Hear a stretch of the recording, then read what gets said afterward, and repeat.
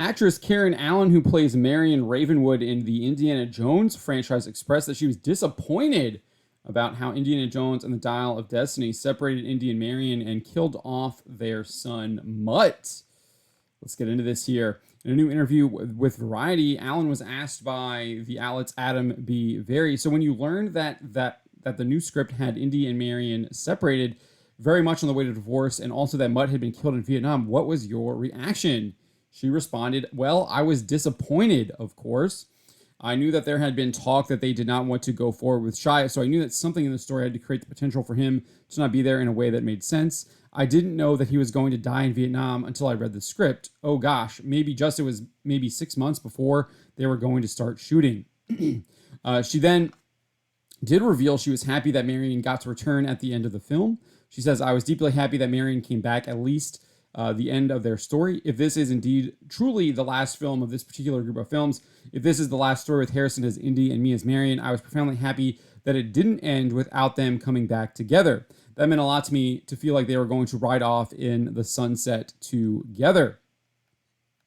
So she also was asked a similar question by The Hollywood Reporter's Brian Davids.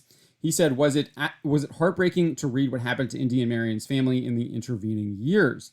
She answered, well, it was. When Steven was still going to direct the film, talking about Steven Spielberg there, I didn't have the opportunity to read any of those scripts, although I know that Marion was much more involved in the story at that juncture.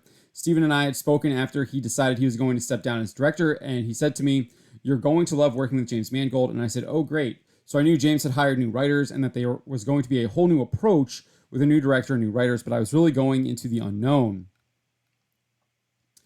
She then kind of reiterated her disappointment.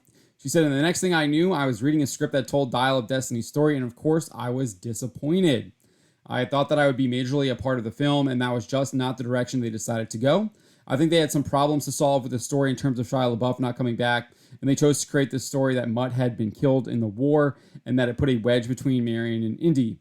I mean, you could have knocked me over with a feather when I read it, but I was really happy that they came back together in the end. So that is what Karen Allen had to say. She was disappointed. She said it twice. She told it to Variety. She also told it to The Hollywood Reporter. But then she also did say that she was glad that she got to come back and that it didn't end with them being so miserable as the majority of the script depicts them seemingly being, albeit we don't really get to see what Marion is up to. We only really see what Indy is doing, and he's clearly just kind of sitting there in his underwear like a complete and utter loser until I guess he has to get punched in the face by Phoebe Waller-Bridge, and then Karen Allen shows up walking through the door right after that in order to like maybe get some sense into him that he had somehow lost in the intervening years between Crystal Skull and this Dial of Destiny film. But again, Karen Allen disappointed about how the script treated the relationships between Marion, Indy, and Mutt.